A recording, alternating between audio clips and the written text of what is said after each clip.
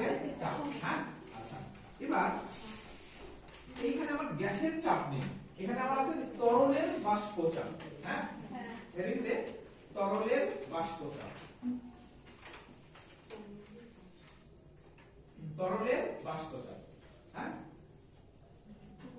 আচ্ছা তরলের বাষ্প চাপ জানার আগে আমাদেরকে দুটো টার্ম জানতে হবে। হ্যাঁ, তরলের বাষ্প চাপ লিখেছি। আচ্ছা লিখ vapour pressure, vapour pressure, vapour pressure লিখেছিস তো? আগের পয়েন্টটা কি ইংলিশে বলে দিয়েছি? বলিনি না? যদি না বলি তুই আমাকে একটু মনে করাবি। একবার ইংলিশ একবার বাংলা দুটো বলা একটু দেখ, আমাকে একটু মনে করাস। হ্যাঁ, আচ্ছা একটা হচ্ছে বাষ্পীভবন, আরটাকে বলা হয় ঘনীভবন। নামটা শুনেছি ছোট ক্লাসে। একটাকে বলা হয় বাষ্পীভবন, একটাকে বলা হয় ঘনীভবন। তুই হ্যাঁ, একটাকে বলা হয় কনডেনসেশন, একটাকে বলা হয় ইভাপোরেশন। কনডেনসেশন একটা কি? ইভাপোরেশন। কনডেনসেশন আর ইভাপোরেশন ব্যাপারটা কি জিনিস? আমি একটা পাত্র নিলাম। হ্যাঁ, সেই পাত্রের উপরে যে ঢাকনাটা, সেই ঢাকনাটা আমি বন্ধ করে দিয়েছি। আচ্ছা পাত্রের মধ্যে কিছু পরিমাণ আমি তরল নিয়েছি, তরল হিসেবে ধর জলই নিয়েছি। আমি যদি নিচ থেকে হিট করি তাহলে পরে কি হবে বলতো দেখি? এই তরলের যে উপরিতল আছে, উপরের অংশটা আছে, উপরের যে সারফেসটা আছে, পৃষ্ঠতল আছে, সেখান থেকে বাষ্পে রূপান্তর হওয়া শুরু হবে না? হ্যাঁ, দেখেছিস তো? যখন আমরা উপরে একটা তরলকে বা জলকে হিট করি, উপর থেকে বেরিয়ে হয়ে যায়, মনে হচ্ছে কি একটা উড়ে উড়ে যাচ্ছে, মানে বাষ্পে রূপান্তর হচ্ছে তো। হ্যাঁ, আচ্ছা তাহলে কোন একটা তরলের উপরিতল থেকে ওই তরলটা কিসে রূপান্তর হচ্ছে? বাষ্পে রূপান্তর হচ্ছে। এই ঘটনাটাকে আমরা বলবো বাষ্পীভবন। হ্যাঁ, কি বলবো? বাষ্পীভবন। আচ্ছা এবার এই কোথায় যাওয়ার চেষ্টা করবে? বাইরে যাওয়ার চেষ্টা করবে। এবার আমি পাত্রের এখানে কি করে দিয়েছি? ঢাকনা দিয়ে দিয়েছি। তাহলে এই বাষ্পটা কি বাইরে যেতে পারছে? পারছে না। হ্যাঁ, আচ্ছা তাহলে এখানে গিয়ে সে ধীরে ধীরে কি হতে শুরু করবে? ঠান্ডা হতে শুরু করবে। ঠান্ডা হওয়ার পর সে আবার কিসের রূপান্তর হয়ে যাবে? আবার তরলে রূপান্তর হয়ে যাবে। হ্যাঁ, এটাকে আমরা বলবো ঘনীভবন। হ্যাঁ, আচ্ছা তুই দেখ তরলের আপার সারফেস থেকে এই তরলটা কিসে হচ্ছে? বাষ্পে রূপান্তর হচ্ছে। বাষ্প মানে বুঝিস তো? বাষ্পে রূপান্তর হচ্ছে। এটাকে আমরা বলবো কি বলতো? ইভাপোরেশন। কি বলবো? ইভাপোরেশন। হ্যাঁ, আমি যদি পাত্রের যে উপরের অংশটা, ঢাকনাটা যদি বন্ধ করে রাখি তাহলে বাষ্পটা কি বাইরে চলে যেতে পারবে? পারবে না। একটা সময় পর সেটা আবার কিসের রূপান্তর হয়ে যাবে? তরলে রূপান্তর হয়ে যাবে। যে যে পাত্রের মধ্যে তোরা হিট করছিলিস, দেখবি বাইরে একটু প্র্যাকটিক্যালি ভাবে দেখবি, উপরে একটা থালা ধরবি। হ্যাঁ, দেখবি যে বাষ্পগুলো ওই থালাতে গিয়ে কিছুক্ষণ পর আবার টপ টপ টপ করে জল হিসেবে আবার ফিরে আসবে। দেখেছিস তো? আচ্ছা তারপরে বাষ্প যখন হচ্ছে সেই ঘটনাটাকে আমরা বলবো বাষ্পীভবন, এবং এই বাষ্পটা আবার কিসের রূপান্তর হয়ে যাচ্ছে? তরলের রূপান্তর হচ্ছে। এটাকে আমরা বলবো ঘনীভবন। আর ইংলিশে তুই কি বলবি? কনডেনসেশন। কি বলবি? কনডেনসেশন। ক্লিয়ার তো? এই দুটো ওয়ার্ড তোদের ছোট ক্লাসে ছিল, একটু রিভিশন করিয়ে দিলাম। হ্যাঁ, আচ্ছা এবার এখান থেকে যেটা আমাদের মানে নতুন টপিকে যেটা আছে সেটাকে বলা হয় বাষ্প চাপ। হ্যাঁ, কিংবা বলা হয় ভেপার প্রেসার। ঠিক আছে? বাষ্প চাপটা কি জিনিস? আচ্ছা দেখেন একটু, আমি যখন নিচ থেকে হিট করছি তখন এই তরলের উপরিতল থেকে তরলটা কিসের রূপান্তর হয়ে গেল? বাষ্পে রূপান্তর হয়ে গেল। পাত্রের তো আমি যে ঢাকনাটা নিয়েছিলাম, সেই ঢাকনাটা দিয়ে তো ওই পাত্রটাকে বন্ধ করে দিয়েছিলাম, তাহলে এই বাষ্পগুলো কি বাইরে যেতে পারবে? পারবে না। তরল থেকে কিসের রূপান্তর হয়েছে? বাষ্পে। তাহলে কি গ্যাসীয় অবস্থাতেই আছে? হ্যাঁ, তাহলে এইটুকু অংশের মধ্যে কি করবে? ঘোরাঘুরি করবে, ছোটাছুটি করবে। হ্যাঁ কি না? আচ্ছা যখন ছোটাছুটি করছে, এ গিয়ে ধাক্কা মারছে নাকি? আচ্ছা তার ফলে এখানে একটা চাপ তৈরি হয়ে যাবে না? কার দ্বারা এই চাপটা তৈরি হলো? বাষ্প দ্বারা চাপ তৈরি হলো। তাহলে কোন একটা তরলের উপরিতল থেকে বাষ্পে রূপান্তর হওয়ার পর সেই বাষ্প যে চাপটা তৈরি করবে, সেই চাপটাকে আমরা কি বলবো? বাষ্প চাপ। তুই বুঝলি? এটাকে বলা হয় ভেপার প্রেসার। এটাকে বলা হয় ভেপার প্রেসার। কোন একটা লিকুইডের আপার সারফেস থেকে লিকুইডটা কিসে কনভার্ট হয়ে গেল? গ্যাসে কনভার্ট হয়ে গেল, ভেপারে কনভার্ট হয়ে গেল। এখানে তো আমি পাত্রটার মুখ বন্ধ করে দিয়েছি, তাহলে বাইরে যেতে পারছে না। যেহেতু বাইরে যেতে পারছে না, তার ফলে এইখানেই ঘোরাঘুরি করবে। তার ফলে এখানে একটা কি তৈরি হবে? প্রেসার তৈরি হয়ে যাবে। কার দ্বারা এই প্রেসারটা তৈরি হলো? ভেপার দ্বারা তো প্রেসারটা তৈরি হলো। তাহলে এই প্রেসারটাকে আমরা কি বলবো? Vapour pressure. মনে রাখবে। তাহলে এখান থেকে তিনটা ওয়ার্ড আমরা শিখলাম। একটা কি ভেপারাইজেশন কিংবা বলা হয় বাষ্পীভবন, ঘনীভবন কিংবা কনডেনসেশন, একটা কি বললাম বাষ্প চাপ কিংবা ভেপার প্রেসার। ক্লিয়ার? এটুকুর মধ্যে কারো কোনো কনফিউশন আছে? আচ্ছা, এবার আমাকে বল, যখন আমি এই পাত্রটাকে হিট করা শুরু করলাম, প্রথমেই যখন আমি হিট করা শুরু করলাম, তখন বাষ্পীভবন বেশি হবে নাকি ঘনীভবন বেশি হবে? বাষ্পীভবন বেশি হবে, তাই না? আচ্ছা, তার মানে কি যখন হিট করা শুরু করেছি তখন বাষ্পে কেবল রূপান্তর হওয়া শুরু হয়েছে, তারপর কি হয়ে যাবে, এই জায়গাতে গিয়ে এই ফাঁকা অংশের তারা দখল করে নেবে, তারপর এখানে গিয়ে ঠান্ডা হয়ে তারপরে কি করবে, ঘনীভবন হবে, তাই না? আচ্ছা, তাহলে আমরা বলতে পারি সময়ের সাথে সাথে বাষ্পীভবন আর ঘনীভবন কি হচ্ছে, পরিবর্তন হচ্ছে। একটা সময় পর দেখা যাবে বাষ্পীভবন আর ঘনীভবন কি হয়ে গেছে, সমান হয়ে গেছে।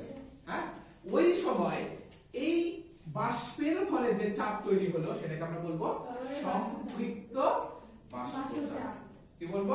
সম্পৃক্ত বাষ্পচাপ। বুঝলি কি? না আরেকবার বলবো, বুঝেছিস সবাই? বুঝেছিস? আচ্ছা দেখ কি হচ্ছে, এখান থেকে বাষ্পের রূপান্তর হচ্ছে আর এখান থেকে কিসের রূপান্তর হচ্ছে, তরলের রূপান্তর হচ্ছে। তাহলে এটাকে আমরা কি বলবো, বাষ্পীভবন, এটাকে কি বলবো, ঘনীভবন। একটা সময় পর দেখা যাবে ঠিক যত পরিমাণ বাষ্পের রূপান্তর হচ্ছে আবার তত পরিমাণই কি হচ্ছে, ঘনীভবন হচ্ছে, মানে কি বাষ্প থেকে তরলে রূপান্তর হচ্ছে। হ্যাঁ, আচ্ছা, এই অবস্থাকে আমরা কি বলি, সাম্যাবস্থা। ডাইরেক্টলি আমরা কি ওয়ার্ড ব্যবহার করব, সাম্যাবস্থা। সাম্যাবস্থা মানে কি, সমান অবস্থা। যত পরিমাণ বাষ্পের রূপান্তর হচ্ছে তত পরিমাণ বাষ্প থেকে তরলে রূপান্তর হচ্ছে। হ্যাঁ, বুঝতে পেরেছিস তো? এই অবস্থাকে আমরা কি বলবো, সাম্যাবস্থা। সাম্যাবস্থায় কোন একটা তরলের যে পাত্রটা আছে সেই পাত্রে যে চাপ তৈরি হচ্ছে, হ্যাঁ, সেটাকে আমরা কি বলবো, সম্পৃক্ত বাষ্পচাপ। হ্যাঁ, আর তুই ইংলিশে বলবি স্যাচুরেটেড ভেপার প্রেসার। কি বলবি, স্যাচুরেটেড ভেপার প্রেসার। তাহলে পরে স্যাচুরেটেড ভেপার প্রেসারটা কখন তৈরি হলো, এট ইকুইলিব্রিয়াম। ইকুইলিব্রিয়ামটা কিসের, যত পরিমাণ বাষ্পের রূপান্তর হচ্ছে তত পরিমাণ কিসের রূপান্তর হচ্ছে, বাষ্প থেকে তরলে রূপান্তর হচ্ছে। সেই অবস্থাটাকে আমরা কি বলছি, সাম্যাবস্থা কিংবা ইকুইলিব্রিয়াম বলবো। হ্যাঁ, তো সাম্যাবস্থা মানে কমফোর্টেবল নাকি ইকুইলিব্রিয়াম, মানে তুই বাংলায় কমফোর্টেবল না ইংলিশে? ইংলিশেই। বাংলা তুই একদম বুঝিস না, বাংলা বুঝিস লিখতে পারিস না। ঠিক আছে, তাহলে ইংলিশেই লিখ। আচ্ছা, তাহলে পরে কি বললাম, ইভাপোরেশন হচ্ছে আবার কনডেনসেশন হচ্ছে। হ্যাঁ, যখন ইভাপোরেশন আর কনডেনসেশনটা কি হয়ে গেল, সমান হয়ে গেল, সেটাকে আমরা কি বলবো, ইকুইলিব্রিয়াম কিংবা সাম্যাবস্থা। তাহলে সাম্যাবস্থায় এইখানে তো চাপ থাকবেই নাকি, চাপ থাকবেই। সাম্যাবস্থায় যে চাপটা তৈরি হচ্ছে কিংবা প্রেসারটা তৈরি হচ্ছে সেটাকে আমরা বলবো স্যাচুরেটেড ভেপার প্রেসার কিংবা বাংলায় বলবি তোরা সম্পৃক্ত বাষ্পচাপ। হ্যাঁ, কিংবা তোরা বলবি যে যখন বাষ্পায়ন এবং ঘনীভবন কি হয়, সমান অবস্থায় চলে আসে। তার মানে কি সাম্যাবস্থায় বসে গেছে। সাম্যাবস্থায় কোন একটি তরলের উপরে যে চাপটা থাকবে সেই চাপটাকে আমরা কি বলবো, সম্পৃক্ত বাষ্পচাপ। ক্লিয়ার? আচ্ছা, আজকের লাস্ট টপিক সেটা হচ্ছে কোন একটা তরলের, ধর আমি একটা পাত্র নিয়েছি, এই পাত্র আর এই পাত্র। হ্যাঁ, এই পাত্রের যা আয়তন, ঠিক আছে, দেখ এই পাত্রের যা আয়তন এই পাত্রেরও সেম আয়তন। এই পাত্রের মধ্যে আমি যে তরল নিয়েছি এই পাত্রের মধ্যে আমি সেম তরল নিয়েছি। এই পাত্রের মধ্যে আমি যতটা জল নিয়ে তরল হিসেবে ধর জল নিয়েছি, এই পাত্রের মধ্যে আমি যতটা জল নিয়েছি এই পাত্রের মধ্যে সম পরিমাণে আমি জল নিয়েছি। কিন্তু আমি এখানে শুধুমাত্র জল নিয়েছি আর আমি এখানে জলের সাথে কিছু পরিমাণ NaCl মানে কোন একটা দ্রাব যুক্ত করে দিয়েছি। তাহলে কোথায় বাষ্পচাপটা বেশি হবে?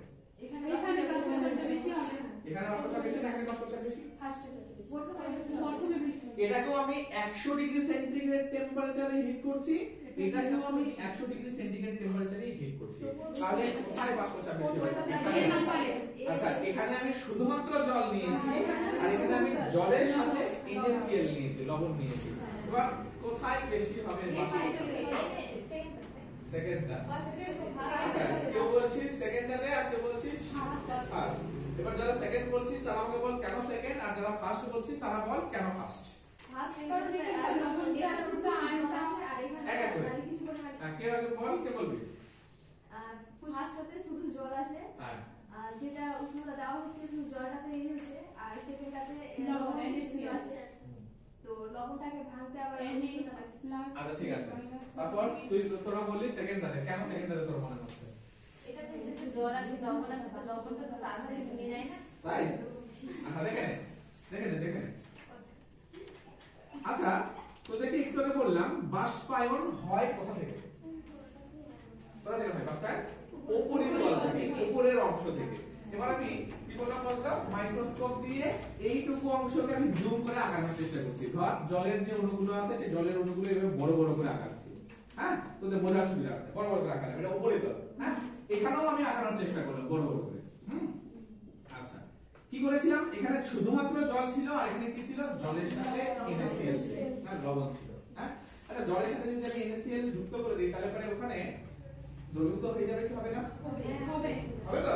আচ্ছা যদি দ্রবীভূত হয়ে যায় বলতো সেটা নিচে বেশি পরিমাণে লবণ আর উপরে কম পরিমাণে লবণ এরকম হওয়ার কি কোনো প্রবণতা আছে? নেই তো? হোমোজেনিয়াস আর হেটেরোজেনিয়াস পড়িয়েছিলাম। হোমোজেনিয়াস মানে কি বলেছিলাম, উপাদান কণিকাগুলি সমানভাবে সর্বত্র বিস্তৃত থাকবে, আর হেটেরোজেনিয়াস মানে কি বলেছিলাম, সমানভাবে সর্বত্র থাকবে।